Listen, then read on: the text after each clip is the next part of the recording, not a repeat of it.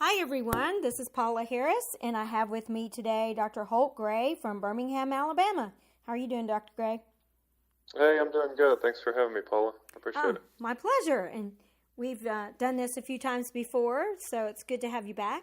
And, I really appreciate your story and you being such a mentor to so many dentists. You have a great reputation, and Well, you thank you. have a wonderful practice, and you're a prosthodontist, right? Yes, I am.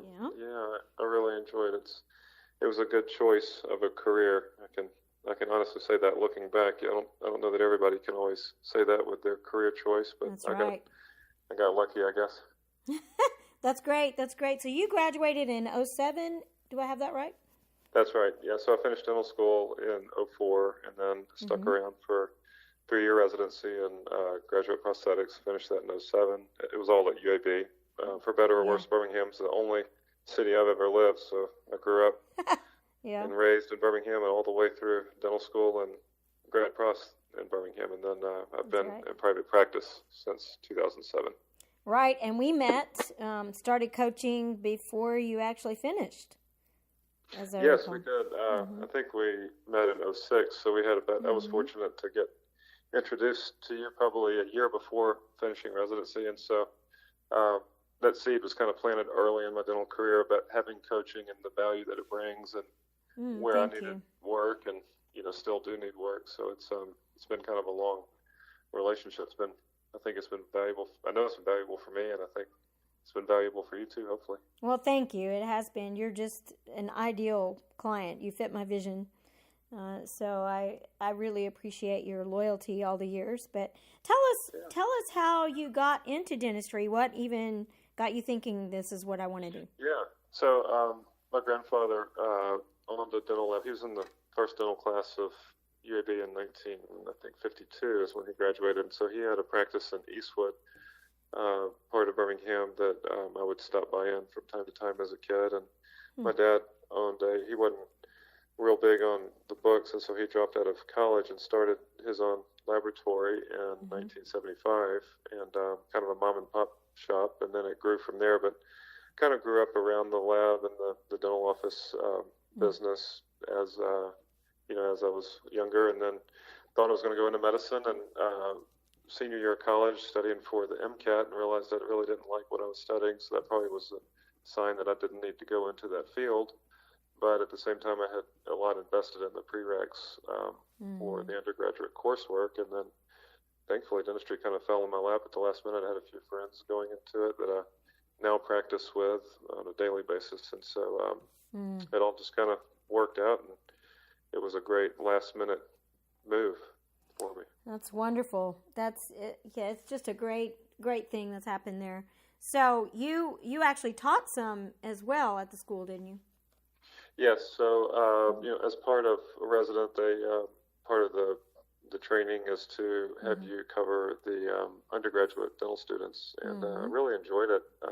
Still do. I'd like to get back there someday. It just it's just a matter of how many hours in the day. But during that time, from 2007 to 2013, I was there kind of on a part-time basis at UAB, and covered the junior and senior students, helped them with individual cases. I've always kind of been more hands-on and just feel more comfortable teaching somebody with something directly in front of us to talk about and discuss, as opposed to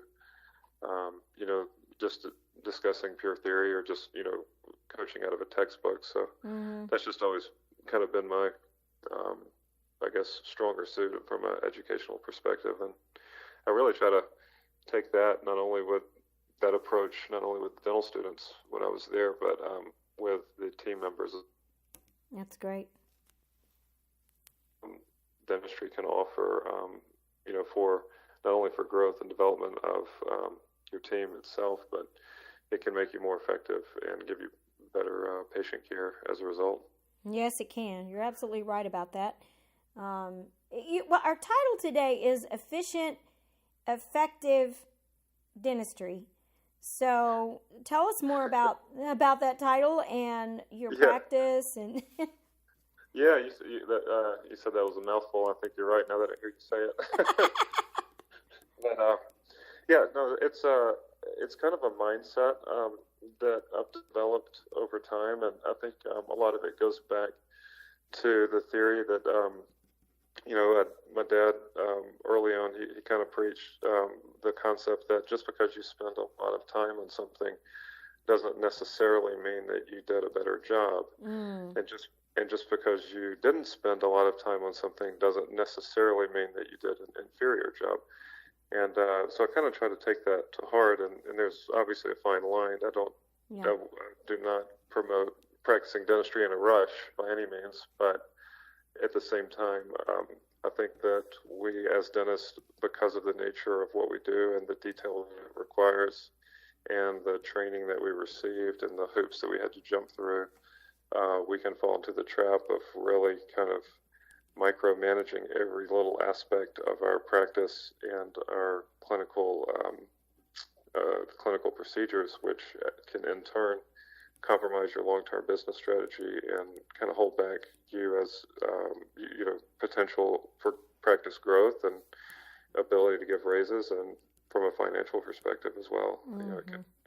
It all kind of relates. So I guess in a nutshell, I look for ways to save time without compromising a result. That's always a win.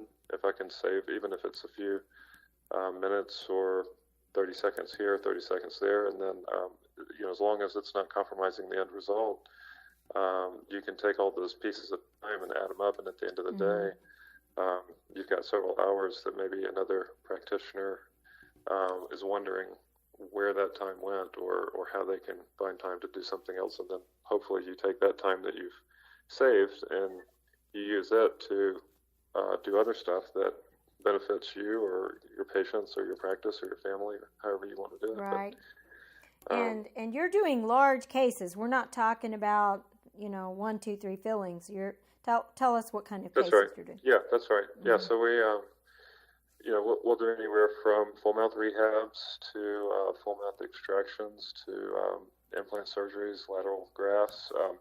It's kind of a wide gambit of surgery and fairly large restorative cases.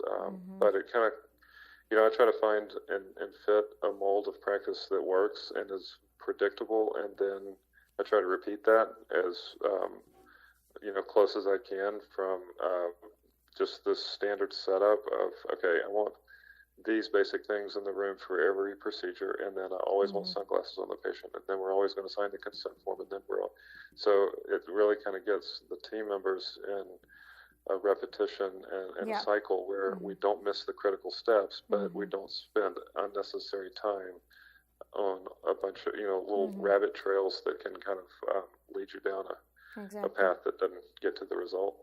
I think another benefit of saving time and being efficient and effective is the patients. They don't really enjoy spending hours and hours in the chair. That's true, and that's where, because mine, and that's where I think I'm very blessed and fortunate to be in dentistry, because my personality, well, you can attest to this, that I've got a pretty high D, and so I like to, come in, talk to the patient, give them their options, help them make a decision, and then get on with it. That's why I'm not an ortho, because I always joke with patients, I'm not patient enough to be an orthodontist. I like to see instant results. And so, but you're right, most of the patients, with a few exceptions, but most of them don't want to be in the dental chair any longer than necessary. So not only is it a benefit of, for your practice, it's a huge benefit to your patient. And they'll, as long as you're delivering care that is compassionate, predictable, and is going to last, and not cutting a corner, if you can get them in and out and give them a predictable long-term result, they love you and they're not going anywhere else. That's exactly right. And sometimes I think some dentists who become over-analytical, micromanage, always second-guessing their work, the patients get a little frustrated and tired of that, and they may lose confidence because our nonverbal shows. If you're puzzled about something, you're like, wow, this guy doesn't, or this woman doesn't feel confident. She's taking too long. Is it supposed to take this long? So there's some questioning there. So tell us more about about this Yeah. and your practice too. I think share a little bit about the environment where you work. And Yeah, so it's I'm part of a group practice, and we have, well, in our network, Lima has 13 dentists. I work at the McCalla location primarily with four other dentists at a time. And I'll see, on average, probably 20 patients in a day and maybe 10 hygiene patients or up to 15. But if I have a big case, then I try to block out time and, not have other stuff that's going to distract me. Yeah. But a huge part of it is training and educating your team members and especially your assistants.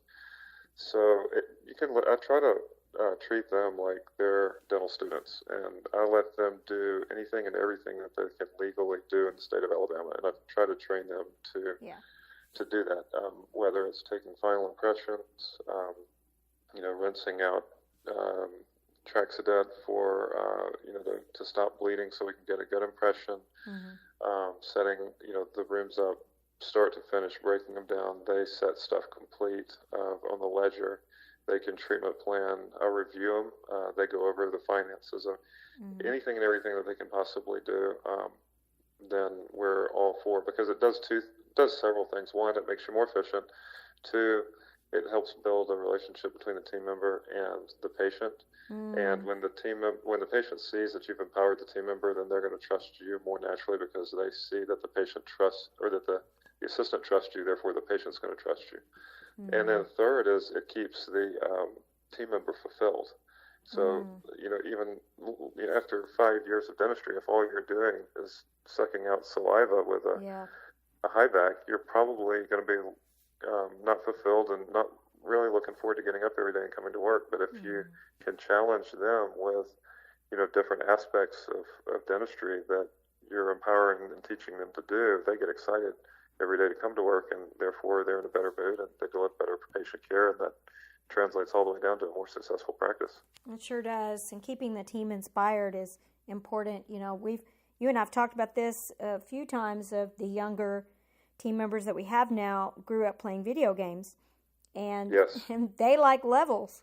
They like different levels of where am I going next? And so building that into your training is important, and you guys have done a great job with that. Yeah, thank you. Thank you. But yeah, it comes down. Another example. This is just little small things, but so I try to teach them the concept of don't put anything down that you don't want to have to pick up. So this is just an example of saving 10 seconds, but these 10 seconds add up over the day and over the months and over the years. So if you're checking the bite for after delivering a crown, and typically I'll get the bite about 95% there, then I'll go ahead and deliver the crown, clean up the margins, floss it, and then the last 5% will kind of adjust post cementation. But I take that articulating paper and I have them bite down on it, and the assistant's holding it, and when they take that out of the mouth, I want them to move the articulating paper just about an inch outside of their mouth. There's no reason to set it down on the table, because after you adjust, you're going to have to pick it right back up and mark it again. So just that little thing of minimizing your movements, that's just a small example, and it's pretty technical, but it doesn't seem like much, but it's just kind of a result of it's more about the mindset. So I'm trying to paint that picture, and how you can be efficient and yet still get the results that you want. Oh, that's a great example. Yeah, absolutely. Yeah. I hear that in business on typing, using shortcuts, how many keystrokes, how many times do you have to use the mouse? I mean, just That's things right. like that. Yeah. Now let me throw this in there, because I would back up and say that 95. This is just me and my philosophy and kind of the relationship I have with my patients, but 90 to 95% of my verbal interaction with the patient is actually on the first visit. I like to sit down and go. I kind of put the pause and the breaks on big time at the new patient visit, and I sit down face to face, whether it's in the consult room or going over, establishing that relationship, building their trust, and spending the time up front to earn the trust and give them options. and really kind of work through everything that they can think of so that when we lay the groundwork and we get the treatment plan established and it's time to go to work, that's when, for me in my mind, I kind of switch gears, and now it's time to get to work, and we're really trying to get, as quickly and as predictably as we can to where I've promised the patient that we're trying to go. That's good. Yeah.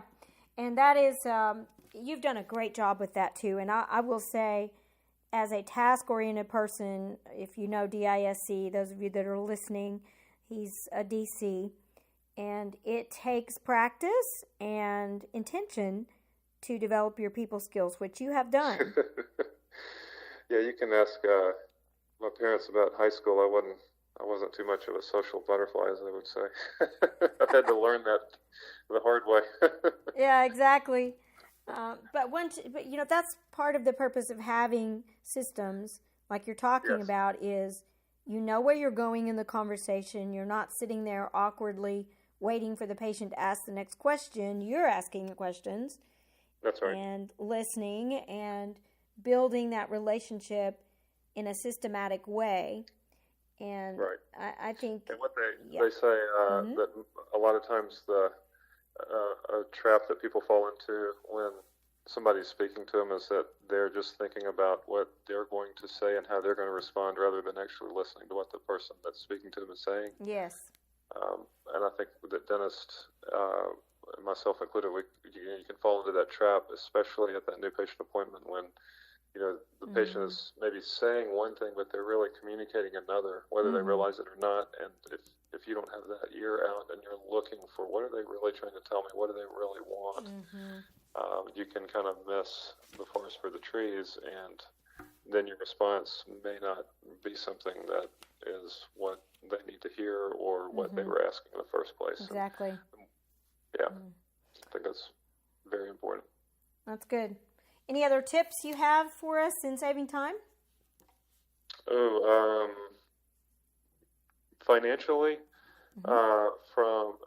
have patients prepay. I mean, this sounds it sounds crazy at first, but we do not give an appointment on the books except for prophies. But in general, any restorative work or SRP, we have them put some money down to reserve the time that our team is going to give them. That does a couple of things. It basically eliminates your no-shows, but two, it teaches your patients that your time as a practitioner and as a team is valuable, and that you're busy and you have other people to see, and they want to come to practices and have people do work in their mouth that other people are having done work as well. And so if they know that you're busy, that will inherently build trust just right off the bat. Not to mention it keeps your books clean, because we all know there's nothing worse than a day that looks full that actually isn't, but you can't tell where it's busy and where the holes are until at the end of the day. Well, the interesting thing about this is, and you do a lot of sedation cases in your practice. You have an anesthesiologist come on site, and we do this for the sedation patients, no problem, because they're going to be sedated and they can't handle all of this at the appointment. But then we totally drop the ball on our regular patients. So how do you present this in a way that doesn't sound like, well, you have to pay? How do you present this as a benefit? So I think, I love to role play, and I can kind of learn that from you. But, if you were the patient, I would just, we'd have the conversation. So, Paula, we've got these cavities, this decay that we went over. Does that make sense that we need to go ahead and get them fixed so it doesn't hurt? Do you have any questions about the treatment? Yeah, and so the plan is to go ahead and we're going to get down, take this decay out, and we're going to put some nice white color fillings in there. Hopefully they won't be sensitive afterwards. They may be. But what time next week? Does Monday morning work for you? Monday morning works pretty good if it's before 10 o'clock. Yeah. Okay, before 10. All right, I've got an opening at 8 o'clock. We'll have you down for an hour and a half. Okay. Now, we do need to reserve that time for you, okay? Is that if that time works, then why don't we go ahead and put you down, and to reserve it, I'm going to need, looks like your out-of-pocket portion is $100. And if you wanted to go ahead and prepay that to reserve your time, we offer 5%. Or you could do $50 an hour to reserve our time, and so we can make sure we have everything ready for you. Which way would you like to reserve it? Oh, well, I like the saving money option. Yeah, most of our patients take advantage of that. So let's go ahead and we'll just take care of your prepay portion today, and then that way when you come in, we'll just get you fixed up and you can head right on out. Well, that sounds good. I'm always in a hurry. Absolutely. Well, let's just go ahead and we'll wrap that up, and that's one last thing that you and I both have to remember. That's a great way to do it. That's very good. Very patient friendly. I always say if it's benefit to the patient, they're more likely to do it. Yes, you play up and we do 5% prepays all the time, and it is worth every penny because it saves the patient, so it's going to get their numbers down, and it locks in our time, which nothing is more expensive than an hour that you just sit in the office because you thought you had a procedure. Very good, very good. Well, one thing I'd like to ask you about, if you're ready to change subjects for a second, is recently you had an event called Implant Day, and it was a huge success. Would you like to share that? Yeah. Okay. It was really fun, and I cannot take but a sliver of the credit for this event because I had a small hand in a larger operation. But essentially, we got with so there's 3 doctors in our practice that place implants, me and 2 others, and we're good friends, and so we all try to support each other, and we have the philosophy, try to have an abundance mentality where it's not like we're trying to take cases from each other and this and that. There's so many patients out there that need implants and are missing teeth that it just hasn't been a problem. So we all got together and we said, okay, how do we want to really have a service-specific day where we can offer something to our patients at a discounted rate in the hopes of helping the people that are kind of on the fence about getting treatment done, and at the same time, really kind of focus our efforts into one specific area for a small period of time. And so that's where we came up with the Implant Day. And we talked to our implant company who gave us a bulk rate discount on the ordering of the implant bodies, and they supplied breakfast. But essentially, we booked 130 consults in one day. The team was totally behind it. They got all on board with the cone beams. So the patients would come in. We were offering a free cone beam, which we said was a $300 value. And then if they booked their implant, if they were a candidate, which almost everybody was, and they booked their implant surgery that day, then they got $500 off. So it was an $800 savings. They got to come in. They would go to the break room. The implant rep was back there just to talk to him, answer any questions, and kind of preheat them and get as much of the legwork done from the initial introduction to implants as possible on the front end. And then by the time they got their cone beam and then they came to see me or one of the other doctors, we popped in for a second, shook their hands, said hello, nice to meet you, any questions? You look like you're a great candidate, and we're going to leave you with Ashley, my patient care coordinator. And so that's how we were able to see that. I don't know how many patients I saw that day, at least 50 implant consults. We booked over, I think, 90 implant surgeries in one day. They had to prepay, I think, a minimum of $300 or $400 again to reserve our time, just kind of par for the course for our normal booking procedure. But it was extremely successful, and what it really did is kind of hone in the team's focus on implants for a short period of time. I mean, they always have implants in their mind. We're talking about it, treatment planning them on a daily basis, but it really got them focused and excited about that one area for a short amount of time that then translated down the road, even the months and even up to maybe a year later. I think we still had an after effect because they remembered that day and how successful it was. And so it just had a lot of momentum that carried through for months to come. It was great. It was a great win. It really was. Oh, yeah. Yeah, absolutely.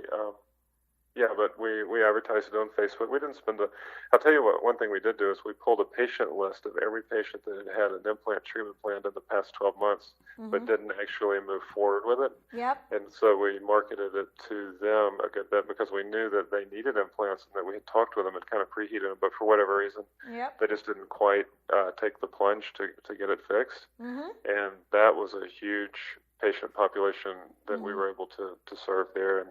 And then you get, with implants, you have the second round. It was like 3 months later, we had all these restorations that we were doing because all the implants from, I think we did it in October. So like that next February of this year, we were restoring all the implants. So it's kind of a yeah, that's right. And then you had free extraction day recently. Yes, and that's more kind of our charity event, and that was Beyond the Smile it was kind of along those same lines, except just focusing on extractions for free for patients that couldn't afford it. And patients come in and they line up the night before, and it's first come first serve. We offer to see the first 100 patients. I think we actually typically end up seeing more like 120, but we have several dentists. I think this year we had a record 10 dentists participate. So thankfully my hands didn't have blisters for like they usually do. But it's fun. That's a little bit different take where patients come in and the paramedics go ahead and do all of the health screening and blood pressure and everything before they get to the bag. And so it's it's systematized, and it's just trying to make that impact in an efficient and effective way. But at the end of the day, if you say, well, we pulled 500 teeth for free, we feel like that has a good impact on the community and helped a lot of people, and it also is really good brand awareness. So no kidding.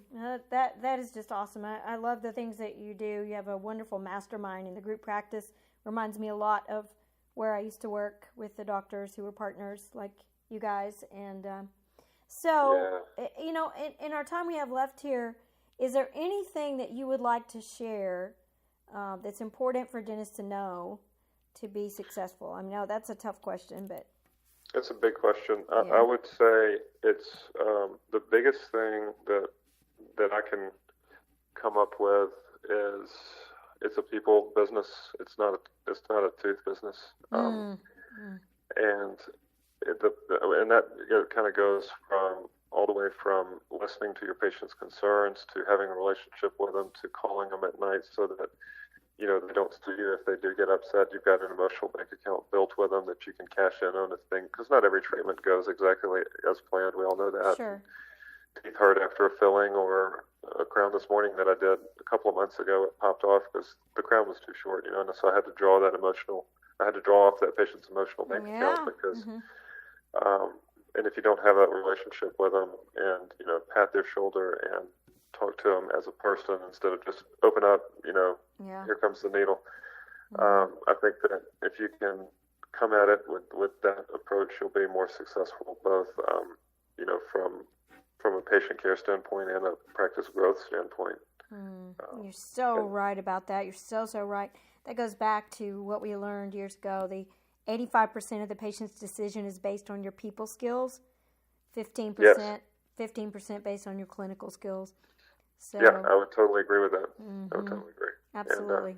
And not only that, from the patient standpoint, but going back to the team, the learning the art of one-on-ones and how to help your team members grow personally and professionally so that they can and therefore serve your patients in your practice in an effective manner is just as important. Absolutely it is. And you have become king of one-on-ones, haven't you? Maybe a little too much. So, sometimes I jump in there a little too quick, and I just need to let the team members work it out for themselves. But I enjoy them, and I look at them as a challenge in a way. I mean, I would say this about one-on-ones. Nobody, in my experience, nobody ever wants to go into the one-on-one, but after it, nobody's ever regretting that they had it. Yes. Almost invariably. Afterwards you say, are you glad that we did that? And I have yet to have anybody say, I really wish we hadn't even done that. Everybody comes out of it feeling better, at least about the process, and they see the value in it. And then every one that you do, it makes the next one that much easier. That is so true. And we're teaching them life skills. I wish I had learned this earlier in my life. But we're teaching them life skills, and they like themselves better when they have communicated in a productive, effective way. So this is another piece of your efficient, effective dentistry is keeping the team morale going. I know that's a challenge, but having conversations when we need to and taking care of things before they mushroom is also a piece of your success and the success of my biggest challenge is appreciation. That's where I need to focus more. I've got the one-on-one. I'm pretty quick to jump on that, but Yeah. and I think that's another huge piece of the puzzle is kind of the constant and ongoing ways of my appreciation to a rut. Like, okay, guys, let's go get Starbucks today. And it'll kind of be that 4 or 5 times in a row, which loses its effectiveness. So I have to have help getting creative on ways to show appreciation. That's exactly right. You need to make it a system, get a spreadsheet for it and a task. I had a doctor do that. He had a spreadsheet for his appreciation, and he dated when he had done this and that, and then went back and said, "Oh, I haven't done this in a while, so it's time for this." Okay, so that's a good idea. I need to implement that. The D's and the C's need a system for it. It needs to be a task, and they need a partner in it. So that's why we come up with the mother of appreciation, the mother of fun, that kind of thing. So that's right. But that's a big challenge for most every doctor, and you're wise to share that and say it's a challenge because most everyone deals with that. So that's right, and I think dentistry kind of naturally pulls C personalities into the field. It does. And if you're not a C, then by the time you make it out of dental school, your C has probably grown a good bit, and so it is kind of natural that dentistry or dentists in general would have trouble with that because I know for me it doesn't come naturally. Yep. But, maybe some others it does. Then the majority of the team members are the S personality, that steady relator. That's 50-65% of the population, so that creates a little natural conflict there before we even start. So that's right. Yeah, so we have to really work towards that. Well, Dr. Gray, I really appreciate your time today and for sharing with the group. And I know this will be helpful. Oh, you're welcome. For so many people, and appreciate what you guys do there with Luma and the McCalla location. Sure. You have an awesome reputation in your area and beyond. So thank you for the positive impact you're having on dentistry. All right, I appreciate it, and we'll catch you a little bit later. All right, thank you. Bye, everyone.